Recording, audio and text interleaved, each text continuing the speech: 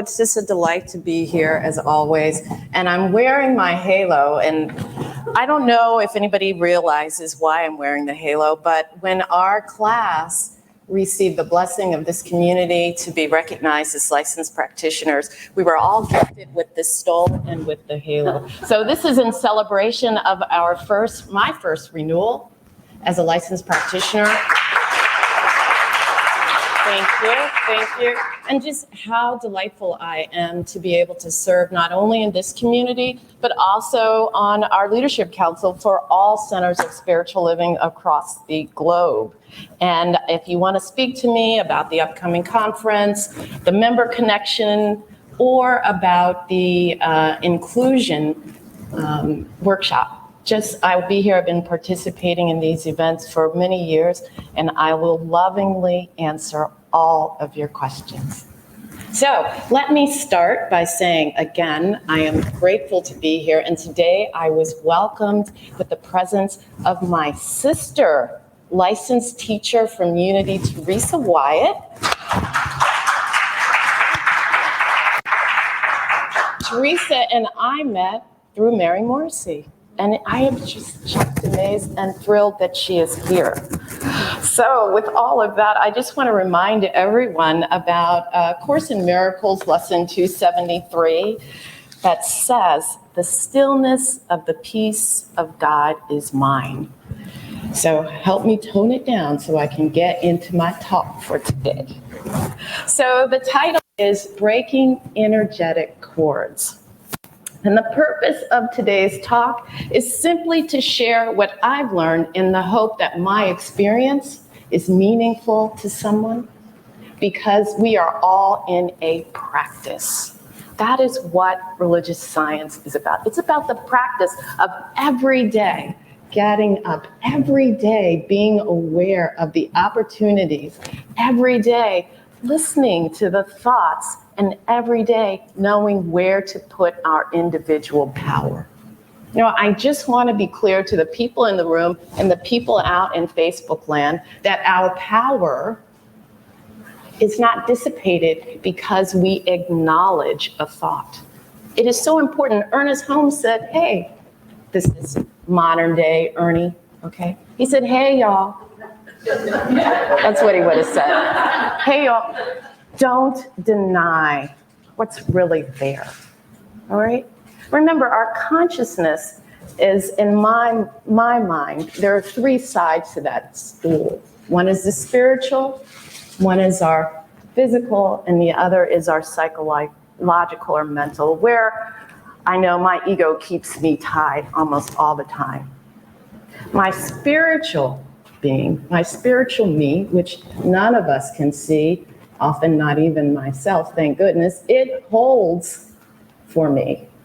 And it says, I have faith in you, Io, that you will reach the highest height. I have faith in you, Io, and I'm going to keep that faith going. And that gives me glimpse. My mental, my ego glimpses those things sometimes. Does that happen to you?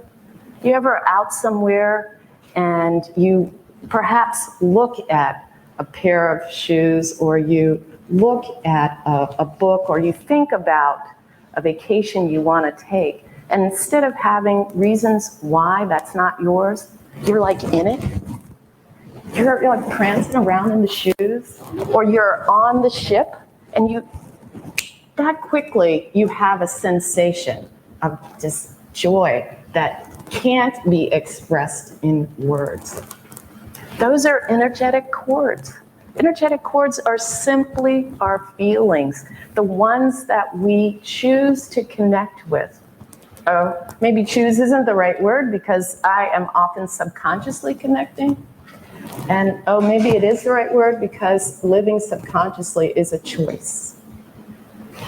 So, as always, I do my best to let you know what is going on behind all this gray matter. So just kind of like connect where you can, and know that every bit of what I say may not be part of the lesson for you. And afterwards, speak to me, because you're here to teach me. This is a call and response experience, always, forever, no questions.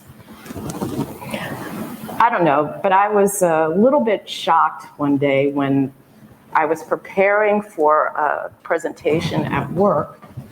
Some of you may know about 3 years ago, I made what may seem like a drastic change in my career and started in a whole new industry doing things where I had to read papers in order to go to meetings to understand what people were talking about. And I caught a glimpse of something that said, this little voice, you don't have anything to say to these people. You're wasting their time. They don't want to hear from you. What are you going to bring? I heard these words in my head while I was preparing to do this talk, which I was nervous about. But at the same time, I heard something say, you got this. Something else said, this is fun. Something said, people want to hear what you're talking about. And then something said, what's for dinner? Your shoes hurt. I'm like, wait a minute, all these things are happening. What am I supposed to be paying attention to? So I made a choice in that moment of where to put my attention. I decided in that moment to put my attention on that thought that made my body feel uncomfortable. That thought that made me shit just a little bit. That thought that did not seem like it was the thought that I should be having. And that was, you're wasting their time. That was, you don't have anything to say that they want to hear. When I put my attention on those thoughts, they just multiplied, right? I don't know, I'm gonna take a little step back. Anybody remember Remember, the troubles were just everywhere. You couldn't stop them. They multiplied. They were everywhere. That's what was happening in my head with those negative thoughts. So in that moment, I took the power from those thoughts and I said, I accept the energy. I don't accept the thought, I accept the energy. And I'll speak about that a little bit more in a moment. So when I was able to sit with those thoughts and their multiplication of other thoughts, and the longer I sat, the meaner these thoughts got. They were really mean things that I would not say to other people. A part of me was saying to me. That wasn't the worst of it. The worst of it is that these thoughts, they sounded so familiar. These thoughts just lulled me into them. And as that was happening, a thought came up. These aren't new. You've been listening to these. That's why they sound so familiar. That's why the voice is so syrupy. It's not yelling at me. It's not saying, they don't want to hear what you have to say. It's saying, they don't want to hear what you have to say. That's when I realized, oh my God, I've been listening to those thoughts. These are so familiar, so accepted in my consciousness. Oops, up until now, right? Up until now, they were so accepted in my consciousness that they could just come and go whenever they wanted. And I would just say, more please. And the universe would do what? Give me more, because I was asking for it. But for some reason, that moment, and I don't care the reason, it doesn't matter the reason. Some reason in that moment, I heard it differently, didn't resonate. And I listened, I felt, I received the change in my body in that moment. That's one of my favorite ways to just sort of express how being mindful is such an all-day thing. Oh my gosh. It is tiring. So sometimes I'm not mindful. And sometimes it says, they don't want to hear what you have to say. And I say, yeah, you're right. But there are other times when I say, well, that's just ridiculous. I just accept that I hear that and I move on to the thoughts that I want to multiply from. So how do I do that? Well, I have some of them written down. Pull out my little card. Now read it. To seed, remember, we are seeding our minds. So constantly seeding. And one of the tools that I use is this book. There are many different daily guides, and this is called Guidance for a Spiritual Journey. And it is a book of daily guidances by Daniel Lee Morgan, Reverend Dr. Daniel Lee Morgan. He is the founder of the Guidance Church of Religious Science in Los Angeles, California. He has transitioned already, but let me just read what he has for November 14th, which, by the way, is today, and I don't know how he knew that this is what would work so well. He writes, first it's entitled Open the Door, and this is just a segment. The place that you are in at any moment is reality. The state of consciousness which you have at that moment. Always remember this. Life is from within outward and never from without inward. You are the center of power in your own life. So be sure not to take on any false suggestions. How many times have we heard from the inside out? This term false suggestions, let's kind of do a little fun exercise. So if you're in the room, I put little pieces of paper in the little baskets so that you could do a little bit of writing. I'm going to take you through a little exercise. If you're not in the room, you can grab something to write on, or if you'd rather just use your phone to take notes, that's fine.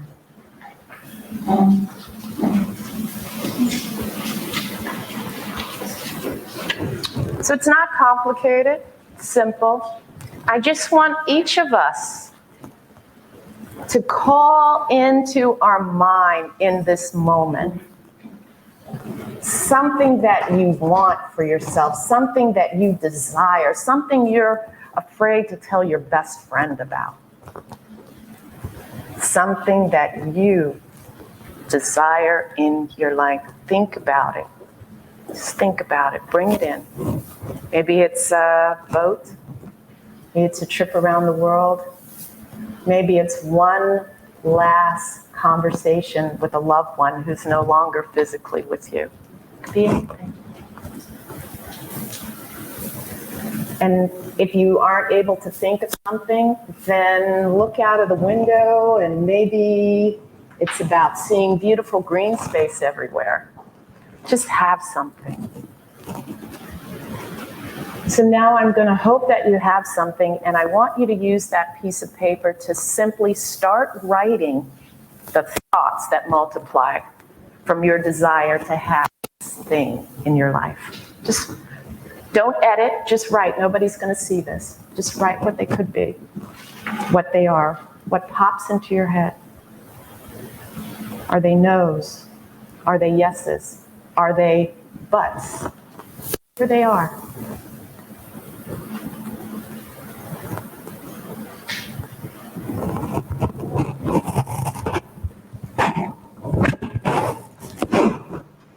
Sorry.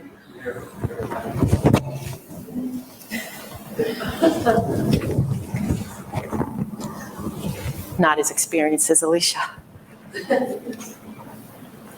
Okay, so I see some people still writing. No worries. No worries. This is a fun kind of thing you can do anytime you want to funly torture yourself. Because what I want you to do now is I want you to look at the list, but not from the top down, from the bottom up. Look at the last thing you wrote. Is the last thing that you wrote in your list something that says, yes, we can do it? Or is the last thing you wrote on your list something that says, nah, not happening? You don't have to share it with anybody. But here's what this exercise can do. You see, we are so well trained. My grandparents trained me, my parents, my siblings, my cousins. They trained me, right, to be a good girl. So good girls think these things, and good girls think that. But I tell you, if a good girl starts to write a list for at least a minute, she gets to what it is she's really thinking, and that's what you want to find out. What it is you're really thinking. Because the first few are going to be censored. Mine are censored with the good girl lens. We all have our own lenses. That's why I like, look at the bottom. Look at the last thing. And if that last thing on the list is in your mind not saying yes, keep writing. Keep writing. You know, we spend our lives learning how to live as human beings. Because that's the joy of being on this planet. In this moment, I'm a spiritual being learning, sometimes it feels like the hard way, how to be a human being, how to live with this limitation of my human thinking, where I only use a small bit of my mind, and I don't have enough words for the way I really feel. And then, not only how do I do that, but how do I do that with you as you're doing that for yourself? Right? The power of recognizing where our thoughts are is the power of really understanding who we are in the moment. So why is it so important to talk about in the moment? It is so important because moments change, thoughts change, who we are changes, our understanding of everything changes. So this exercise, this ability, I did it again, this ability to, accept and release, so important. You want me here? Oh, okay, thank you. It's so important. So when I say accept and I talk about energy, I'm not saying I'm accepting those negative things. I'm not at all accepting that I don't have what they want to hear or what someone in this room or on Facebook wants to hear. I'm just accepting the energy. You know, we spend a lot of time naming energy. Energy is impersonal. So when we're naming it, we're just projecting from the inside out. So just as if I love you is energy, I hate you is energy. You're good enough is energy, you're not enough is energy. I accept I love you. I didn't change. I accept I hate you, Aya. Didn't change. We put so much emphasis, I believe, I understand, on trying to make sense of those things which just are senseless. If human beings would come on this planet and simply commit to living their fullest and best life, that's it. Not living Rebecca's fuller best life, even though I know it's wonderful. It's not going to look the same and feel the same on me. Not Don's best life. It's not going to look the same or feel the same on me. But my own best life. That's all that any of us need to do. So what I want to do is I want to just walk you through very quickly what I do. So first of all, I always remind myself to live from gratitude.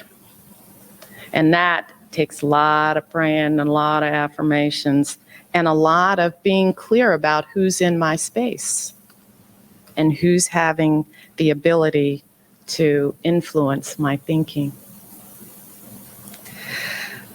And what is it that I want? Setting the intentions. So if you feel safe, I want you to close your eyes and then repeat after me. I accept the energy. My good always comes to me, and I have everything I need. Thank you. One more time. I accept the energy. My good always comes to me. I have everything I need. Thank you. That's it. It can wipe a slate partially clean, but clean enough that I can say, oh, wow, that's not what I want my thoughts to be. Those are not the thoughts I want to build on. Those are not the thoughts that I want to guide me in my life.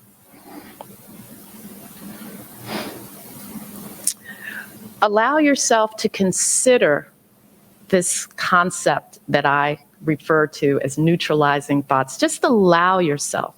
You don't have to buy fully into it. Remember, I'm just like you. I'm changing all the time. But if you hadn't considered it, consider it today and see if it makes a difference, and let me know if it makes a difference. So when I say I accept, again, I'm allowing the energy to be neutralized. And after neutralizing, I immediately accept my good. I immediately know that my good comes to me. And this is to replace whatever the thought is that I've accepted the energy of. You know, nature abhors a vacuum. So if you sweep something out the door, something else is going to come in. Think about what you're letting in. Then sit in the expectancy and know that I have everything I need is the truth in and of that moment. And always approach this work with gratitude. Always. That's all that you need to take to business, the business of life, the business of living as human beings. So what I want to do in closing, because as always, I'm off script, have no idea where I am in time. I don't know, I hope that this makes sense to you today. But what I want to do is I want to close with an affirmative prayer that Dr. Dan wrote for today. Because I just adore Dr. Dan and I want to share him with you. Right here and right now, I have an unconditional faith in the goodness of God. The omnipresence of infinite spirit surrounds me. I realize that I am a pure spiritual entity, an individualization of the one perfect life. Since my world of experience is shaped according to my thoughts, from this moment on, I think constructively, always using mature judgment and wisdom. I accept unlimited good and implicit faith in God. God responds to my words without hindrance or delay. And so it is. Amen. Aho. Ashe. Get out there and make it good.